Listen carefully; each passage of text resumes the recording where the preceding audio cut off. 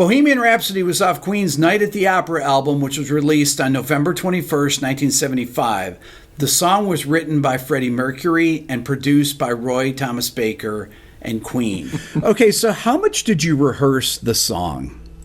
Oh, no, we didn't. I don't think we rehearsed it at all. Well, there's a kind of rehearse and record situation in the studio. Generally, we went in there with ideas and we'd start playing around. But in the case of John and Freddie and Roger, they would pick things up very quickly. They would sort of throw things at each other, and very quickly they'd be very much in sync. You've probably listened to the backing track on its own, and it's immaculate, isn't it? There's no click. I mean, Freddie himself was like a metronome, but a metronome with a lot of balls. It had a bite to it, the way Freddie hit that piano. So he was incredible to play with. On the occasions where I'm doing the backing track with him, it's astounding. But Roger would instantly lock in, and Deaky had an amazing knack for just finding the right pocket and the right place to be. And so no, it wasn't really. It was like Freddie would play it. In the case of this, I remember him playing it down in pieces, like this is this piece and this is this piece, and we're like, okay. And then, well, let's try this piece. And he played a bit, and then Roger would join in, Deaky would join in, I'd be in the control room, and pretty quickly it would come together. So if that counts as rehearsal, that's it, I suppose. And generally the whoever was manning the tape machine would be running the whole time, just in case something good happened. And generally by the time they'd run it 3 or 4 or 5 times, they'd have the one. And in those days we didn't do edits on multi-tracks, really. Occasionally, very, very occasionally, we tried an edit on multi-track, but generally we wanted the good take, and we'd do it until the take was good. There will be more of my interview with Brian throughout the video. Now let's talk about the beginning of the song. The song begins with an a cappella vocal part, all sung by Freddie Mercury, goes into a ballad, and then into the most epic guitar solo, then into an opera, and then it goes into a hard rock shuffle and finishes out with this beautiful ballad coda. We're going to get into the intricacies of this. This is almost a progressive rock song, but it's a number of songs put together perfectly. Real life? Is this just fantasy? Caught in a landslide, no escape from reality. Okay, so that sounds really complex, right? It is. It starts out on a B-flat 6 chord. That's what the vocal harmonies are doing there. But then it goes to C7. Does a walk down, and then it goes to F7, the 5 chord. But then C minor 7, 2 chord, 5. And then it goes to the 1, to the 4, E flat, B flat, and then there's a quick F7 to B flat cadence at the end. And it's so beautifully done. Yeah, his pitch is so ridiculously good too. Yeah. The whole intro, I mean, it's just, it's so beautiful. It's just the blend, everything of it, and it's just the tuning is astounding. Yeah, he had amazing. He's a self-made man. He went in the studio when we first went in, and he'd been singing with us live. We'd been rehearsing and writing and everything, and he was pretty out of control, I have to say. I mean, even he knew it. He'd run around screaming and posing and whatever, but the vocals would be kind of all over the place. He went in and we laid, I think, 4 tracks down, and Freddie said, I'm not having this. This is not good enough. I don't want to sound like that. And he went in again and again and again and worked on it, listened to it coming back, and molded himself into that singer. So by the time he's on Bohemian Rhapsody, he's phenomenal. After Bohemian Rhapsody, the record after that is The Day at the Races. Yeah. If you listen to a song called You Take My Breath Away, he does an introduction for that, where he's multi-tracked it all himself. And it's so close, it all phases. He's so accurate. So in tune, yeah. Yeah, it's incredible. That's not an effect. There is no effect on there whatsoever. You listen to it, and it's all just delicately phasing with itself. All the separate parts. It's beautiful. I never heard anybody do that quite to that degree of perfection. Next, the piano enters. Open your eyes, look up to the skies and see. Okay, it starts out G minor 7, right? Then B flat 7, and then to E flat major, and beautiful. Then right to C minor. Let's listen on. I'm just a poor boy, I need no sympathy, because I'm easy come, easy go, little high, little low.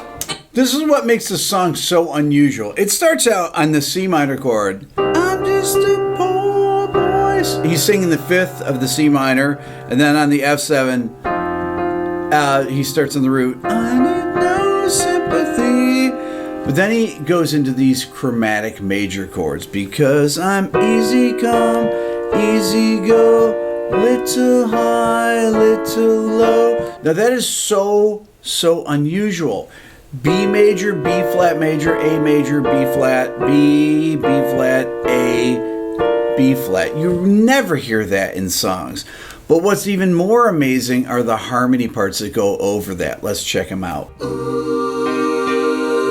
poor boy, because I'm easy come, easy go, little high, little low.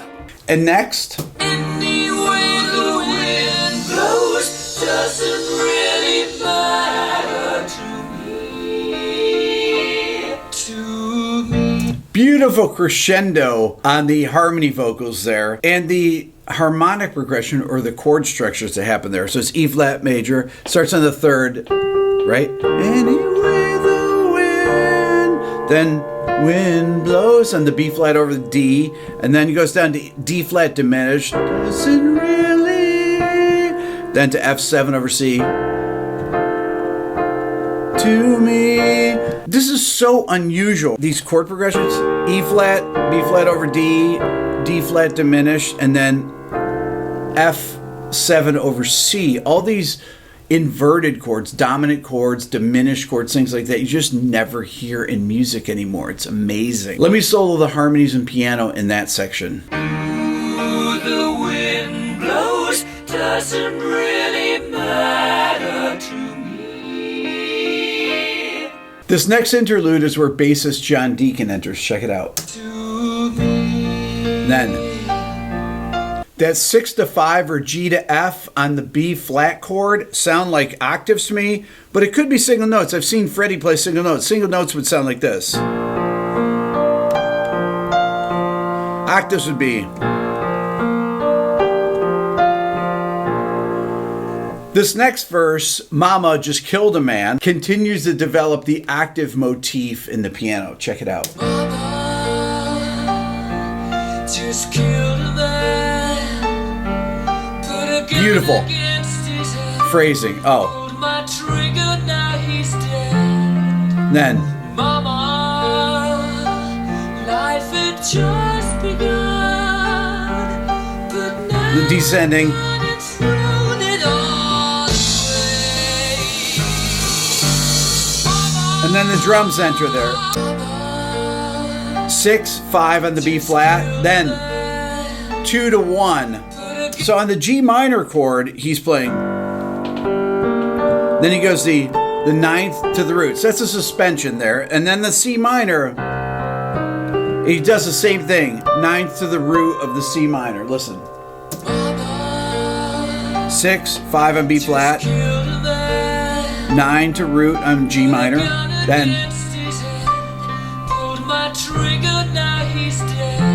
And then he goes up to the 9th right here. On the G minor, just begun. It's beautiful, right? So it's just begun. That beautiful upper extension on there, the 9th, and then resolving is used as a suspension. And then we go into this descending progression right here.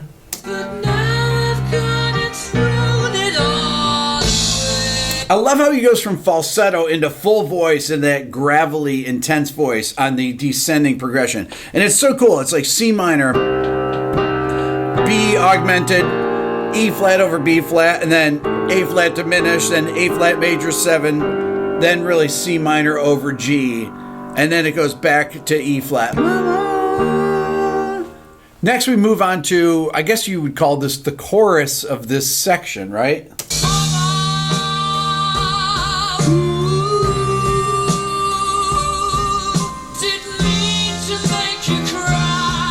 The drums. Great drum fill.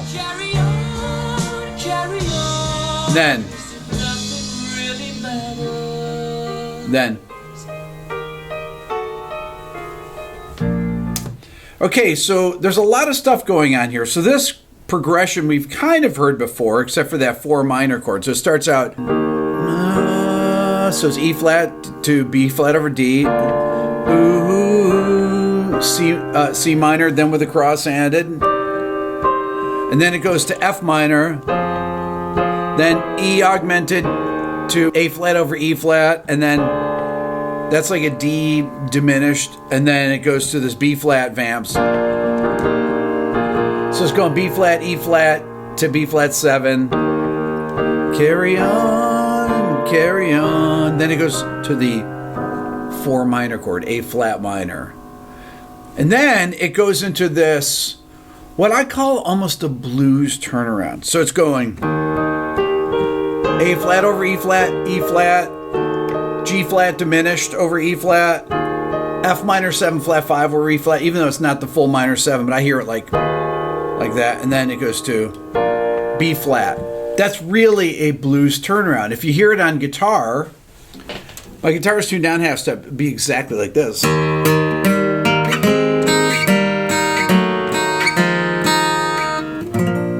Then back to B flat. The next thing I want to talk about is the drum sound, not just the drum part. Check out the drums soloed. They are massive sounding. The kick drum is open, the toms are open, and you can really hear the tape compression. Let's see if you can hear what I mean.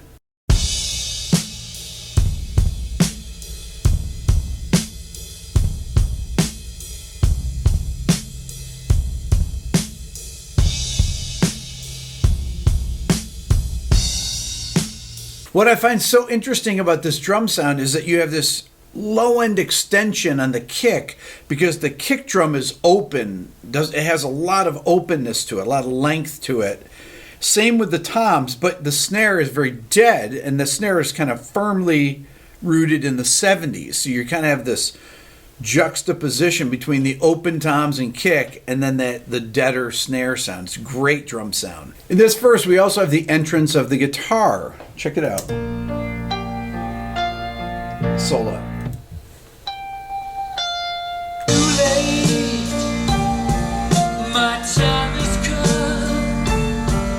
Just right along with the piano. Except for there. This part is this beautiful panning chime effect. Listen. That's amazing. Again. And then it continues on. Goodbye, everybody. I've got to go. And then the distorted guitars enter for the first time on the descending part. Leave you all behind and face the truth. Mama,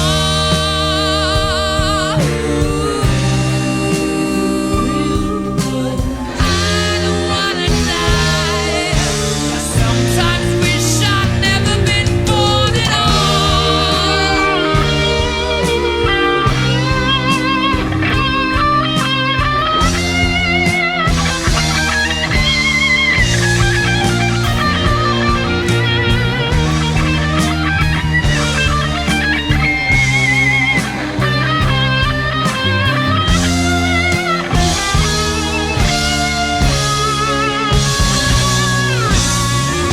Okay, I'm going to come back to the solo in a second. I just thought it flowed really nice to go into it.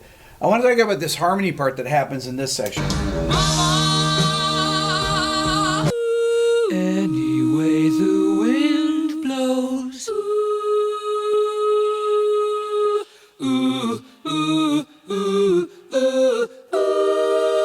Beautiful.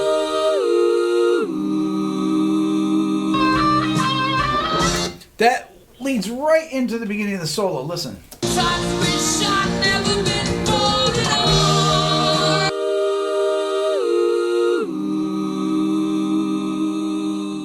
And then drops out.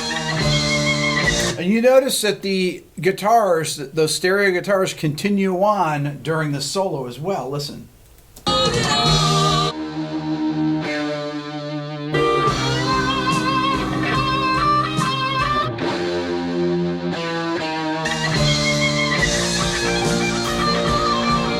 Now let me solo the guitar. It has the out of phase sound as Brian explains. That's the sound of these two pickups out of phase, so it's very graunchy. It's...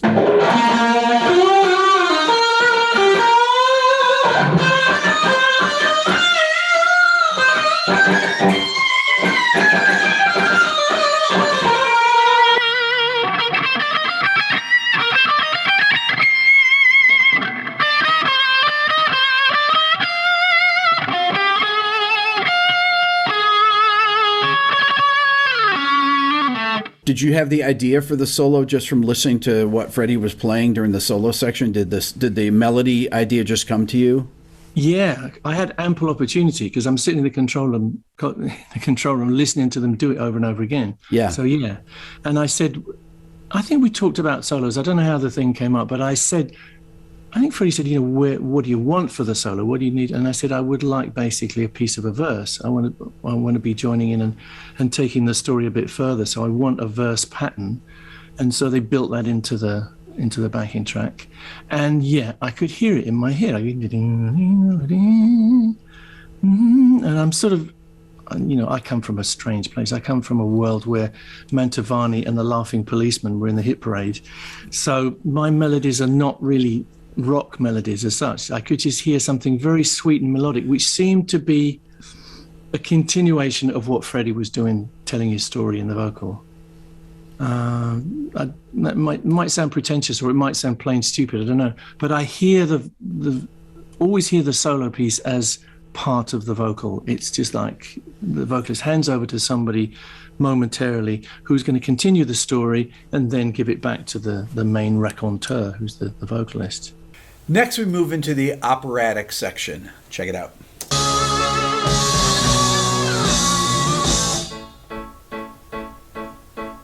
I see a little silhouette of a man. Scaramouche, Scaramouche, will you do the fandango? Thunderbolt and light. Okay, let's talk about this harmonically, what's going on here first before we get more into the vocal harmonies. So he's playing A, perfect time, like a metronome, amazing. Then it goes D, A diminished to A major, like a clock. I see a little silhouette of a man. Scaramouche, Scaramouche, will you do the fandango? Okay, let's listen to those vocals isolated. Scaramouche, Scaramouche, will you do the fandango? Thunderbolt and lightning, very, very frightening me. Magnifico! Let's listen in context. Scaramouche, Scaramouche, will you do the fandango? Thunderbolt and lightning, very, very frightening me. Galileo, Galileo, Galileo, Magnifico! I'm just a poor boy. Okay, there's so many things going on there. I asked Brian about how they did their harmony parts. Let's hear what he says. There's really nothing like this. You guys were on a 24 track, but there are so many vocal tracks, and you had to pre-mix all these layers of vocals. Everything is so neatly laid out. Yeah, I was going to say, no, it's very well organized. And generally speaking, I guess it's because we started off with 4-track and then 8-track and then 16-track. And we realized how precious the tracks were. Yeah. So in the beginning, when we made this record called Earth, I think it was on 4-track, and we had to drop the solo into the vocal track and then drop it out quick when the vocal comes back in, and you can hear it. Yeah. So, I have seen. You're never going to get rid of that drop-in sound. So we were very conscious that we didn't want to be dropping in on a track something foreign. Every track would be pristine and would only have that instrument on it. So having said that, like you say, you have to clear up as you go along, which means you have to make a lot of decisions as you go along, which you can't go back on. Right. So, for instance, you've already used up quite a lot of tracks on drums. I forget exactly how many. You probably have that in front of you. There's probably like 7 or 8 tracks for drums. There's guitars, there's bass, whatever. So you might have, I don't know, a dozen tracks left to play with to do the vocals. That's not very many if you're doing a lot of overdubs. Yeah. So generally speaking, we'd have it all mapped out. In the case of Bohemian Rhapsody, Freddie's come in with his piece of paper with his little notes all over it. It's his dad's company note paper. And he's written like A, B, C, C sharp, F, whatever, for every line of O, because he's worked them out on the piano, which is something that we very often do. Just work out all the nice harmonies on the piano, and then you just steam through them. You'd like turning the sausage machine, play them on the piano, we learn it, we sing it. And generally the 3 of us would sing it at the same time. And for Bohemian Rhapsody, we kind of sang them in character. There's a kind of acting thing going on, because we're not going Bismillah, we're going Bismillah. You know, we are sort of being these strange characters in the scenario which Bohemian Rhapsody is. So it's partly sort of Arabian, it's partly very English. No, we will not let you go, you know, and we're sort of being these characters, the 3 of us. So we sing the line, and we make sure it's nice, and it's probably, well, maybe a couple of lines that we sing. And we listen to it and make sure it's all in tune and in time, whatever, we feel good. And the thing, like I said before, it's got to sound spontaneous. It mustn't sound like we're trying to get it right on the beat. It's got to be like, yeah, we're seeing it on stage and the spontaneity is there. So we have the one track. We then sing it again. We double it, listening to the first one in our headphones. And we check that there's no nasty grating. It's roughly in tune with the other one. Not too much in tune, because I think you've been here as well. If you make it perfectly in tune, it's not going to sound big. It's going to sound small. So you there's a sort of reality about it. You sing it, and that happens because you're singing it with passion and spontaneity, and you do go a little bit above and below. So it starts to sound nice and fat. Then normally we do 3. So you have 3 tracks on the tape machine, and each of those tracks has 3 voices on it. Now that's 9 tracks. So you're already getting a bit shaky. So you've got to get rid of that. You've got to just compress them down. So we would listen to them back, bounce them, you know, balance or bounce, whatever you want to say. Yeah. Make sure they're all balanced up so you can hear them all equally, roughly. Maybe spread them throughout a stereo, bounce them to a stereo, or if you're really short of tracks, bounce them to the mono and hope that you can fix it, you know, make things big later on. So that's one part. We would then do the same for maybe the next harmony line up, the next harmony line after that. Sometimes we would do octaves. So then each time we're bouncing them down, you're building up and building up. And sometimes you've got to bounce your bounce, because and then you start, it's dodgy because there's a certain amount of loss in analog tape. It's a lovely sound, but you are losing every time. You're not cloning, you're actually losing some quality every time. And in the case of Bohemian Rhapsody, I'm sure you know this story, we started thinking, oh, we're losing a lot of quality on this. You know, we're losing all the top. Maybe we better put some top end back on this. Why is this happening? And then Roy takes the tape off the machine. The tape is 2-inch, holds it up to the light, and you can see through the tape. Oh, so that's actually true then? Yeah. So because the machine was faulty, to be honest. There was a piece of, I think it wasn't as smooth as it should have been. So it's going over the record head or the playback head, and a little bit of the oxide is getting scraped off each time. Yeah. And you can see a pile of kind of sawdust underneath the head. You can see this oxide, this brown oxide stuff, which is the piece of your music that you've just lost. Yeah. So what we did was we quickly copied the tape across and started again. I mean, not starting again, but started with a fresh piece of tape with the information that we had, because if we'd gone on any further, we would have lost everything. So a section like this, Thunderbolt and lightning, very, very frightening me. And that easily could be, let's say you've got 3 tracks on one harmony part, 3 tracks on another, 3 tracks on another, and then you've got a 3-part harmony. I don't even know how many tracks that is. That's a lot of tracks. And they had to commit to those sounds, meaning they had to pre-mix them and hope that the levels, the balances between parts would hold up later on in the mix. Because once you've bounced them, that's it. That's one of the things about working on analog tape, honestly, that makes it so creative. This is why this is such just a brilliant masterpiece. Beyond the writing of it, the actual production part of it, too, is so amazing. Another cool thing that happens in this section is this cascading vocal effect. I love that. That spreads out across a stereo image. And it's a big E flat 6 chord. E flat major, there's a 6, and there's a B flat in the bottom. But they hold the first one, Magnifico, and add a part each time and spread it out over the stereo spectrum.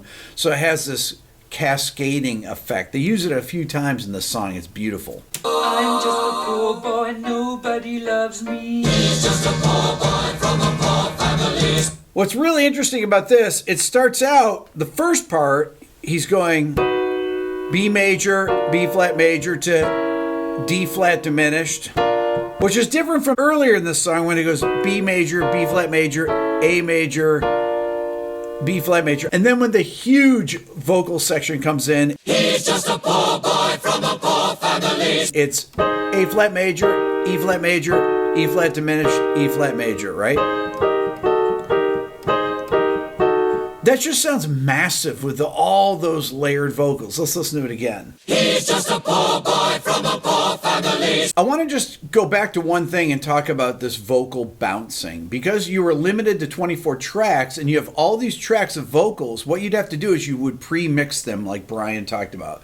So you take 3 of them singing the low part, for example. He's just a poor boy from a poor family. And then you add 3 tracks of the middle harmony. He's just a poor boy from a poor family. That's 3 tracks of 3 people singing each track. And then you do the high part. He's just a poor boy from a poor family. Okay, then I put those all together. He's just a poor boy from a poor family. And then I'm going to add in a couple tracks where they're actually singing these parts together, right? To make it even thicker. They're doing all 3 parts. He's just a poor boy from a poor family. So then you blend that all to one stereo track and you get the bounce there. But you have to commit these levels early on before the mix. So you're pre-mixing these things and hoping that it all sounds good later on. And of course, that gives you an idea, because later on we started doing that routinely so that we would have what we would call a slave machine. Yeah. So you can actually run these 2 machines in sync and effectively get more and more tracks. And that became a thing for a while. Of course, with analog, they wouldn't sync up perfectly, so you had to be a little careful, or things would phase when you didn't want them to phase.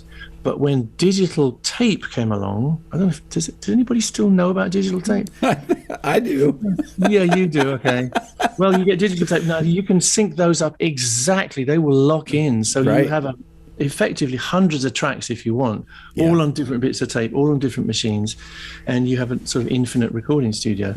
That's before things got to be digital in the sense of on hard disks instead of tape.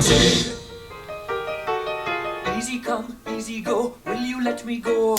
Okay, so that section there, that descending section, we've kind of heard that before. That blues turnaround. Right? So. And then into the B major, B flat major, D flat diminished, B flat major. And then. Easy come, easy go, will you let me go? Then. Bismillah, no, we will not let you go. Let him go! Bismillah, we will not let you go. Let's actually break some of this apart. Listen to the drums first. It's huge sounding toms. Oh. Then the timpani. So there's timpani in there along with the drums and the toms being played, right? Huge. And the bass. So this is all played live. They had to leave spaces for these vocal interludes. So literally had to pause without any metronome so that those vocal parts could fit in the middle of these. Listen. Bismillah, we will not let you go. Let him go. Bismillah, we will not let you go. Let me go. We'll not let you go. Let me go. We'll not let you go. Let me go. No. Mamma mia, mamma mia. Okay, so that alone had to have, that's just so brilliant, right? That vocal layering, that entire section. Once again. Bismillah, we will not let you go. Let him go. Bismillah, we will not let you go. Let me go. We'll not let you go. Let me go. We'll not let you go. Let me go. No. Okay, let's talk about that really odd bass motion here on this. Okay, it's going B, A, D, C sharp, F sharp, B flat, E flat, and then Mamma mia, mamma mia, mamma mia, let me go. Beelzebub has a devil put aside for me. okay, so that part though is going it goes E flat to A flat, then D major, G minor, and then down to B flat major. Listen.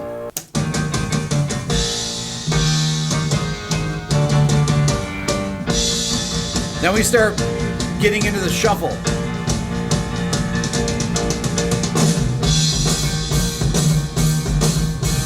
Let's talk about the choir on the build up on the B flat chord, the B flat 7. Listen. For me.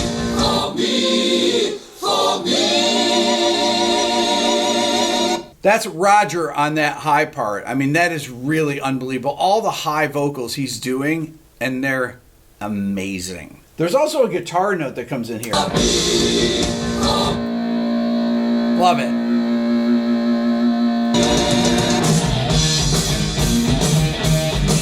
Let's talk about the piano feel on this outro shuffle section. Check it out.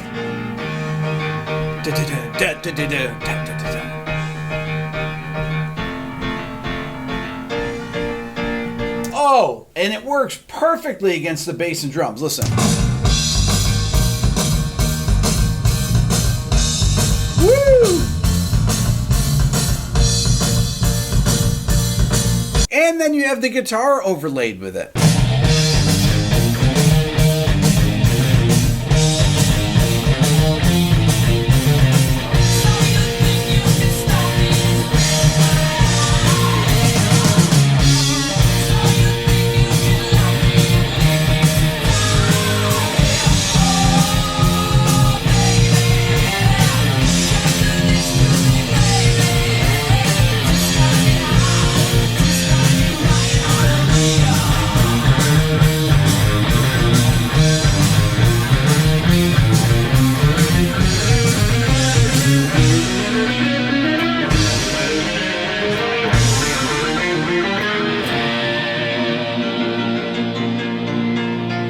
Let me solo the guitar parts on these runs that happen at the end of the section so you can hear how these pan from side to side, and they're all different sounds. They're all different settings on his guitar, or maybe they're even the D key amp, which we'll talk about in a second.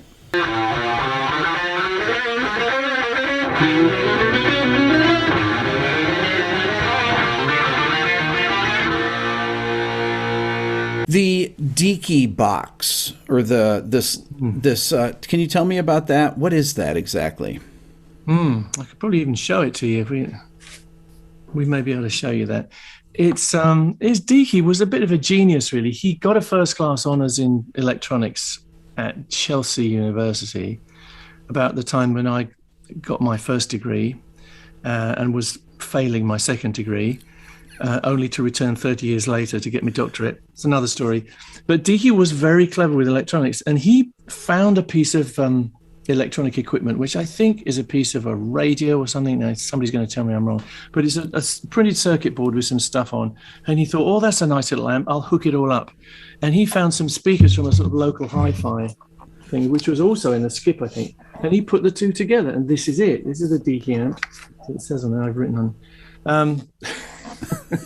And it just sounds like nothing else, really. It saturates in particularly in a particular way which is almost impossible to reproduce. We've had teams of crack scientists working on this for years. There's a great guy called Nigel Knight who's just about managed it recently. But I'm going to show you Pete, who's just put this in. Here he is. He looks after all my stuff. Hey, Pete. All right. Pete. Good to meet you. He's Rick Piatto. So this is the Deaky. And, you know, it's another thing like the ambience thing. There is nothing which can reproduce this kind of sound that I have ever found. There's racks and racks of all these beautiful saturation things and compressors and phasers and whatever. Nothing sounds like this. So you think you can stone me and spit in my eye? So you think you can love me and leave me to die? You hear one of his voices actually goes in. You hear that upper partial that he's singing. Like it's like a harmonic in his voice. Listen. Die! Oh, baby, can't do this to me, baby. Just gotta get out. Just gotta get right out of here. Just an amazing rock singer. I mean, Freddie Mercury could do anything with his voice. And then we have the piano build that leads up to the ending guitar solo.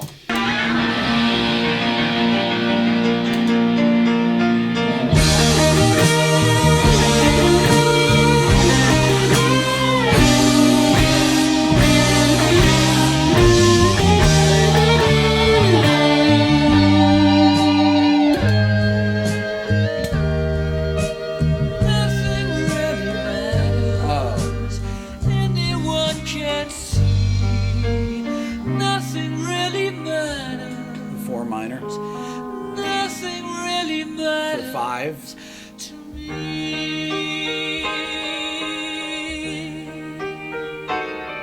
Beautiful.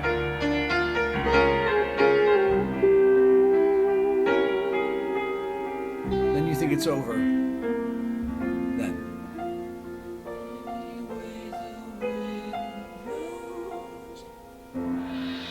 Did you ever think that, 40, 50 years from now, people will be listening to this, that you'll be, I mean, you guys are massively big to kids. My kids are 14, 12, and 8. They know all your songs. I mean, it's unbelievable. That's wonderful. That's really great. That makes me feel very, very lucky and happy. Yeah, it's great. It's nice that the music does cross the generational boundaries, and I think we're very fortunate. And if you're going to ask me why, I ain't going to be able to answer. I don't, because people do. They say, well, how come, it works for new kids and old kids? I think it's just because we spoke about normal things. I mean, Bohemian Rhapsody is probably not a good example because it's a pretty unusual situation you're talking about. But by and large, what we're talking about, I want to break free, I want it all, stuff like that. It's the hopes and dreams of every man. It's not like rock star talk. And it's still got secrets. That's the lovely thing. It's kind of, in a way, I think it's nice that Freddie didn't sit down and do this. Because you'd have been trying to get out of him, what did you actually mean? Why are you saying this? Why won't they let him go? What's going on? And I'm just so glad that it never happened, because it's all in our minds, which is what we wanted.